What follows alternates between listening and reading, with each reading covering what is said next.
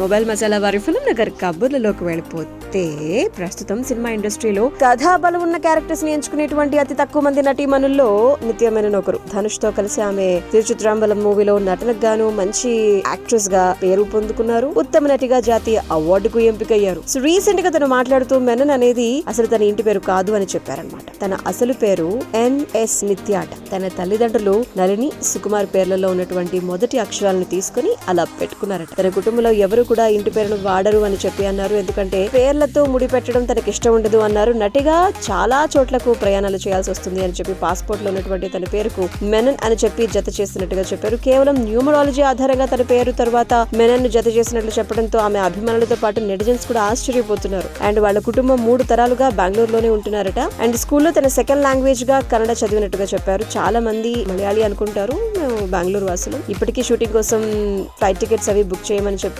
చెప్తే production house వాళ్ళు phone చేసి వచ్చి నుంచి చేయమంటారా అని అడుగుతారు. సో ఇక సినిమాల విషయానికి వస్తే గనక పాండిరాజ్ దర్శకత్వంలో విజయ్ సేతుపతితో ఒక సినిమా చేస్తున్నారట. జయం రవితో కాదిలిక్క నేరమిల్లైలో కూడా నటిస్తున్నారు.